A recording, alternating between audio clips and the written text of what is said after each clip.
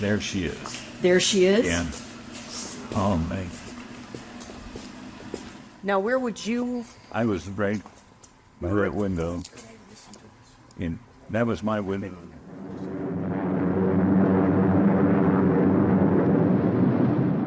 Years after Bill Rosnyai first put on his flight gear and hopped into a B-17 bomber to fight the Germans in World War II, he's showing me around one of the last B-17s that can still fly, the Yankee Lady at the Yankee Air Museum. November of '42, I was drafted. For 18-year-old Bill, there was only one choice, the Army Air Corps. Well, flying was so glamorous in those days, you know. I actually go and get on a streetcar, and I go out to the city airport just to go up and touch those, and watch the planes take off and land. It was very fascinating. He was in love with flying, and despite being only 18 years old, the Army Air Corps took him in '42 down from 21 because so many air crews were getting killed. The bomber boys had the highest mortality rate of World War II.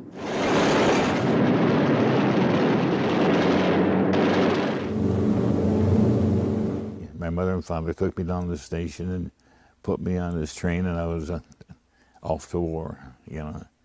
And we went to Biloxi, Mississippi for our basic training. First to basic training in Biloxi, then college in Tennessee for one semester of math and physics and flying. Rosnyai became a B-17 navigator and then took off to the 8th Air Force in Polbrook, England, and the largest air armada in the world. Rosnyai and his fellow flyboys gave the Allies air supremacy, destroyed the Luftwaffe, crippled the Nazis' war machine, and paved the way for D-Day.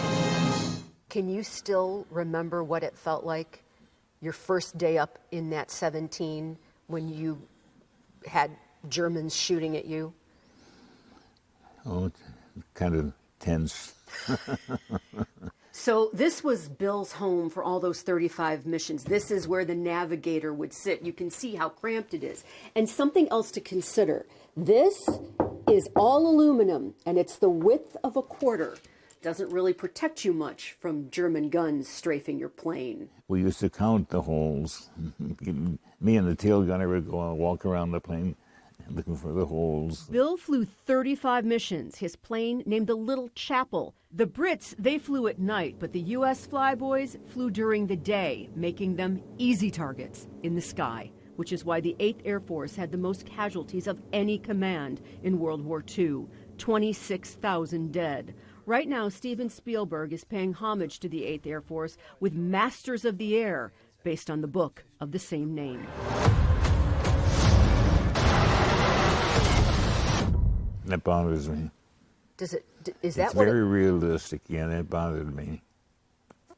To see these planes go down. 9 to 10 men crews on each of them. But in the barracks, you never really established any friendships. Because they were consistently dying when they wouldn't return from missions, their mattresses were rolled up and nothing else was said. Rosnyai and his crew were shot down on a bombing run over a Nazi factory producing synthetic oil. The crippled plane was losing altitude fast. The pilot said, if anybody's going to bail out, you better do it now because we're getting too low and your chute won't open. None of them did, and barely made it over the German-Belgian border to crash near an airfield the Americans had just seized from the Germans, all of them in one piece. Bill was one of the 25% who completed their 35-mission tour. The Southwestern High graduate returned to Detroit and enrolled at U of M. I couldn't settle down when I went to Michigan.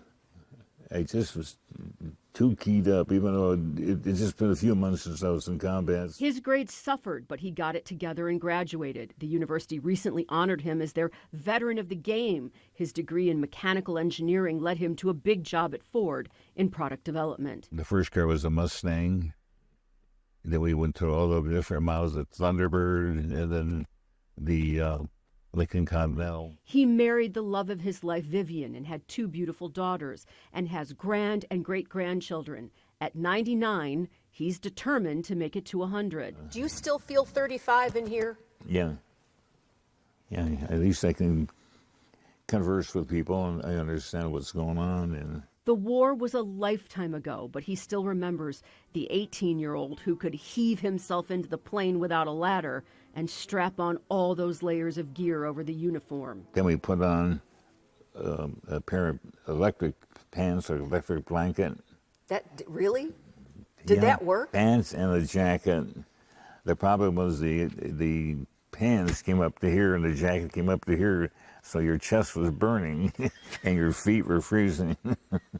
Can you imagine any 18-year-old flying a plane like that? I have grandkids, and I can't imagine them in they're 28 and 29, 30, and I still can't imagine them being in a bomber, but we did it. Rosnyai used to regularly meet up with some of his fellow flyboys. They even did a photo shoot pre-COVID. But now? Do you feel like the last flyboy at 99? I am the last one, yeah.